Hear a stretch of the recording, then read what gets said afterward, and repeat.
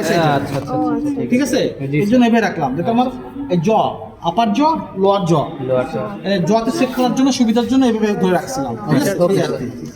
এই জতে চেক করলাম, আর এখানে আমরা উপর থেকে আস্তে করে দিলে টেনশন ঠিক রেখে আমরা এইভাবে আস্তে চেক করে দিই। টেনশন ঠিক রাখার সাথে ঠিক আমরা এখানে অ্যাডজাস্ট করে দেবো। টেনশন দেখে রাখতে হবে, টেনশন কিন্তু বুঝতে থাকা যাবে না। এখন আমরা এখানে প্যান্ডুলাম বলা হয়, প্যান্ডুলামের মাধ্যমে এই এখানের জয়েন্টের সাথে দেখো এখান থেকে জয়েন্টের সাথে এখানে কিন্তু ডায়ের সাথে অ্যাডজাস্ট করা, এই ওয়েটটা আস্তে আস্তে আগাতে থাকবে, এই এটা আস্তে আস্তে এদিকে আসতে থাকবে, কিন্তু ওয়েটটা ছিঁড়ে গেল। আর এটা হচ্ছে যে আমাদের কোয়াড্রেট লিভার, মানে ওই যে আমার চতুর্ভুজের এক ভাগ বলি না, ওটা এই লিভারটার উপর পিত আছে, পিতগুলো আস্তে আস্তে আগাতে থাকবে। যখন আমার ইয়ানটা ছিঁড়ে যাবে তখন এটা স্টপ হয়ে যাবে, মানটা চলে আসবে। আর এই মানটা কি পাউন্ডে, যেহেতু আমার ইনডাইরেক্ট কাউন্টে সব পাউন্ডে বের করবো। এলবি লেখা আছে না, এলবি মানে পাউন্ডে আসবে। আর একটা মোটরের মাধ্যমে আমাদের মেশিনটা চলবে। আর এটা হচ্ছে আপার জ, এটা লোয়ার জটা আস্তে আস্তে নিচে নামতে থাকবে এই মোটরের মাধ্যমে প্রেসারে।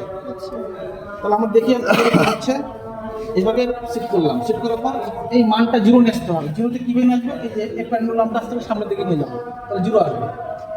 আচ্ছা, জিরো না আসে যদি কিছু সমস্যা দেখা যায়, তো যদি এক ঘর দেখা যাচ্ছে, দুই ঘর বাইরে এরকম দেখা যাচ্ছে না, এক ঘর দুই ঘর, তাহলে আমরা দুই ঘর ওখানে বিয়োগ দিয়ে দেবো।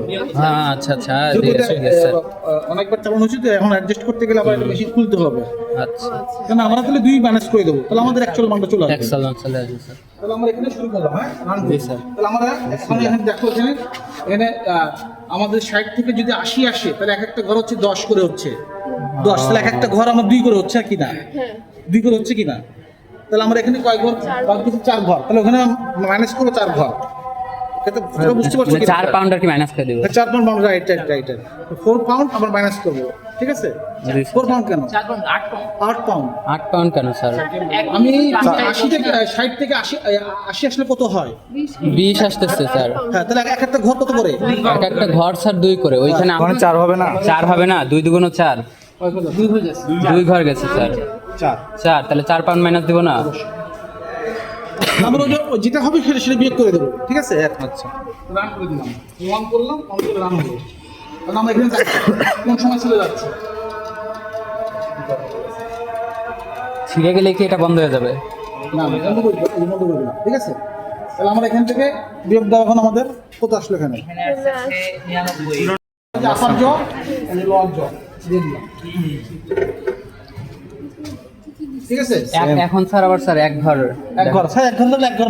তাহলে 2 ঘর মানে 1 into 2 আর মানে 2 পাউন্ড মাইনাস করতে হবে এবার। হ্যাঁ স্যার, শুরু করেন স্যার।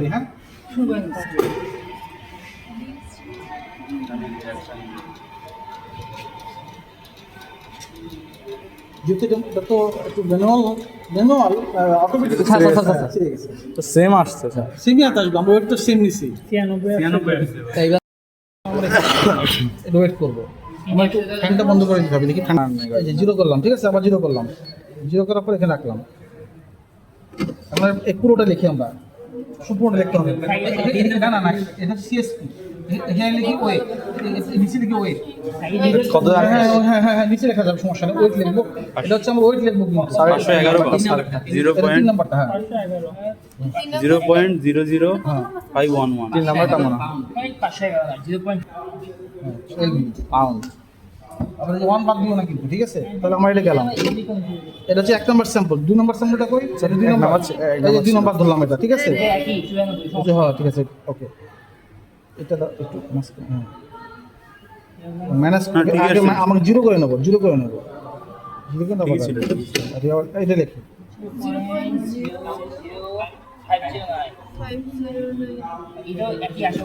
হ্যাঁ, দেখি আমরা, অসুবিধা নেই। 0 করে নেন।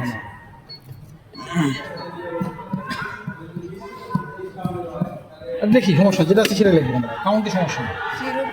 এটা আমাদেরকে মেশিনে ডায়ালে একটু প্রবলেম থাকতে পারে, এই জন্য আজকে আসছে। আচ্ছা, আমরা এখন লিখি হচ্ছে 5 নম্বর স্যাম্পল লিখি, মানে 3